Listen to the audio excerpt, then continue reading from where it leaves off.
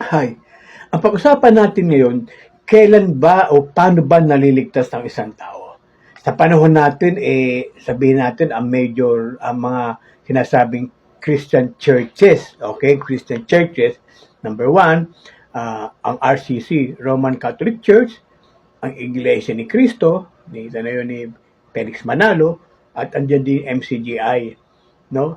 Kasama na natin yung Jehovah's Witness at kasama na natin ang born again churches. Ngayon, sa mga iglesia na to, meron ako napansin. Okay? Gusto kong pansinin nyo, meron silang pagkakapare-pareho. At meron din sila na wala. Na meron pakilala mo na ako sa inyo, kasi Pastor Larry, ako ay isang born again po tayo. So, I belong to the group na tinatawag na born again. Okay?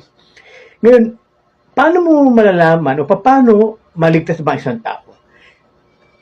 Dalawang bagay na ko makita natin. Una, sa karamihan ng iglesia sa panahon natin, maliban sa born-again churches, ang sinasabi ng RCC, ng Iglesia ni Cristo, MCGI, kahit sa Jehovah's Witness, kailangang mapaanib ka sa kanilang iglesia.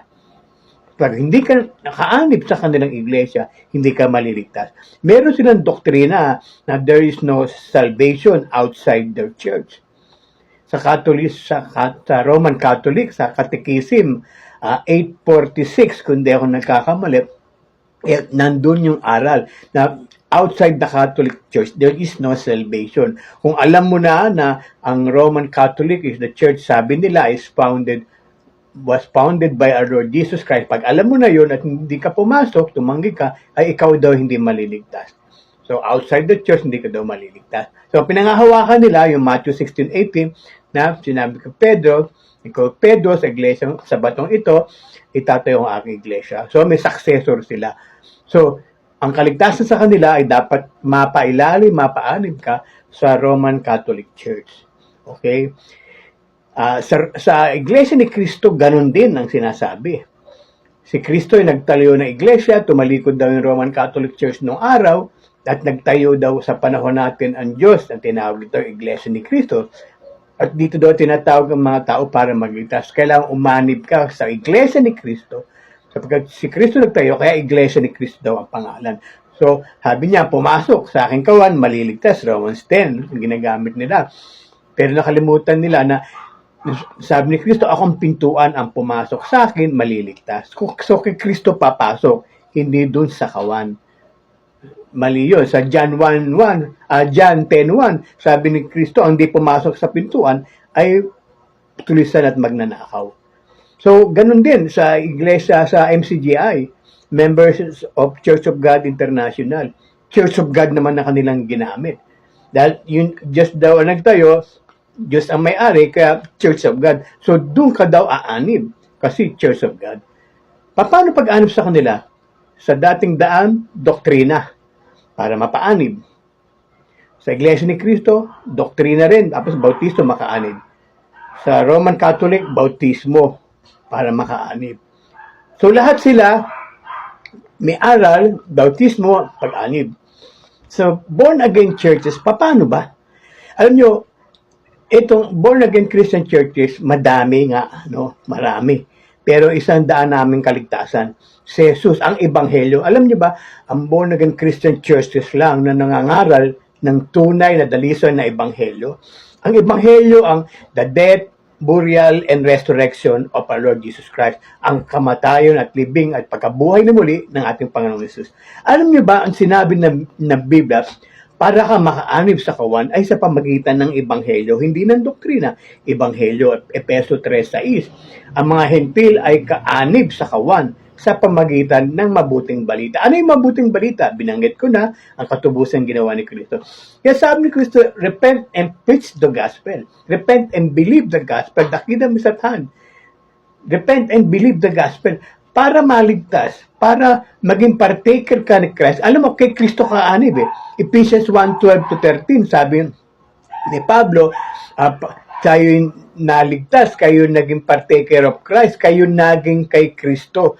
Pagkatapos ninyo madinig ang ebanghelyo ng inyong kaligtasan, ay kay sumampalataya. Okay? Kailang sasampalataya ka sa katubusan ni Kristo. Ano ba yung pananampalataya sa katubusan ni Kristo sa Ebanghelyo? Sasampalataya mo na yung ginawa ni Kristo ay sapat, ikaw ay patatawarin, bibigyan ng buhay mo lang at liligtas ni Kristo ngayon. Ngayon ang kaligtasan at buhay mo lang. Alam niyo, born again lang nagsasabi na ngayon ang kaligtasan at buhay mo lang. Tanong mo sa iglesia ni Kristo, kailan ang kaligtasan at buhay mo lang? May judgment day pa rin. Tanong mo sa grupo ng MCGI, may judgment day. Tanungin mo sa RCC, Roman Catholic Church, kailan ka maliligtas, sa judgment day mo pa rin malalaman. So, lahat sila na iniimbita ka, kailangan sa iglesia namin ka pumasok. Pero tanungin mo sa kanila, paano pagpasok? Aral, then bautismo. Nasaan yung ebanghelyo? So, wala yung ebanghelyo. Kasi sabi ni Pablo, yung ebanghelyo, 1 Corinthians 15:1 to 4, sa pamagitan nito ay ligtas kayo. Maliban na sumampalataya ka walang kabuluhan. Makapasok ka sa iglesia ng Diyos sa Biblia, no? Yung papasukan mo, yung iglesia ng Diyos sa Biblia, ang Diyos magdadagdag sa iyo doon. Acts 2:47, dinaragdag sa kanila ng Diyos ang mga naliligtas sa araw-araw. Acts 2:47. 1 Corinthians 12:13, by one Spirit, we are baptized into one body. There's only one body of Christ. Sino yon? Yung mga naligtas, napatawad, sumampalataya sa mabuting balita. Yun ang naligtas. Yun ang tunay na church na sinasabi ng Biblia. Yung body of Christ, those who repent and believe in the salvation done by our Lord Jesus Christ on the cross 2,000 years ago. Alam niyo, may unang panahon, ang mga apostol, alam na sila, born again din. 1 Peter 1:3, sabi ni Pedro, tayo ipinanganak na muli. No? God has caused us to be born again through a living hope by the resurrection of our Lord Jesus Christ. Alam nila, 1 Peter 1, verse 9, receiving the outcome of your faith, the salvation of your souls. So lahat sila, so mga Kristiyano nung unang araw, alam nila na sila ipinanganak na muli, pagtanggap nila kay Kristo. Si Kristo mismo, sabi niya, ang pagtanggap sa Kanya, doon ka ipapanganak na muli. Sabi niya, sa John 12:36, kung di ako nagkakamali, believe in the light, so you become sons of the light. So, magiging anak ka ng Diyos sapagkat tinanggap mo yung anak ng Diyos. Ngayon, pag tinanggap mo yung anak ng Diyos, yung katubusan, yun ang mabuting balita, daragdag ka sa katawan niya, Efeso 3:6. So, paano maligtas? Through the gospel. Paano makaanib sa katawan ni Kristo? Through the gospel, mabuting balita. Hindi doktrina. No? Kahit bautismohan mo lahat ng tao, pero hindi niya maunawaan yung ebanghelyo, hindi niya maunawaan yung katubusan at tanggapin niya yung katubusan ni Kristo, hindi maliligtas. Okay? Hindi ka mapapanganak na muli. So, sa panahon natin, ano sinasabi ng iglesia ni Kristo? Kailangang umanib ka sa iglesia ni Kristo. Diba? Romans 16:16. Para maligtas. Dahil yun daw si Kristo ang may-ari daw ng iglesia. Doon ka aanib para ka maligtas. Pero yung Kristo nila hindi makapangyarihan Diyos. Hindi creator. Colossians 1:16-17 na sinabi doon si Kristo. He create all things, seen and unseen were created by Him. Lahat na nabagay na ginawa sa pamagitan ni Kristo. Colossians, at siya ang ulo ng iglesia, si Kristo. So creator yun. Colossians 1:16-17-18, basahin nyo. Doon naman sa MCGI, may indoctrination pero walang Christ crucified, walang gospel. So, kasampataya sa ibang, doon sila sa doktrina. Ganoon din sa iglesia ni Kristo. Pero walang gospel na katubusan ni Kristo. Kaya tanungin mo sila, kailan ang kaligtasan, kailan ang buhay mo, hindi nila masagot. Sapagkat, ganoon din sa ating mga kaibigan sa RCC, infant pa lang, binautismuhan. Walang kamalay-malay sa mabuting balita. Binautis. Kaya, ipinanganak, sabi nga ng isang pare na kausap ko, ang nangyayari nga, basta infant pa lang, binautismo na. Kaya lumaki, pinipilit mo maging Kristiyano.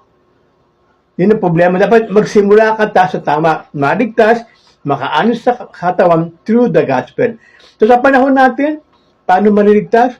Kailangan bang umanib sa iglesia, sa mga iglesia na sinasabi nila? Ang Diyos magdaragdag sa iyo sa iglesia ng Diyos sa Biblia through the gospel. Tanggapin niyo si Jesus, tanggapin niyo yung buhay na hanggang ngayon sapagkat binayaran ni Kristo kasalanan nating lahat. Siya ang katubusan at kaligtasan. Hindi ka nahatulan sa judgment day, hindi ka nakasama sapagkat si Kristo ang iyong tagapagligtas.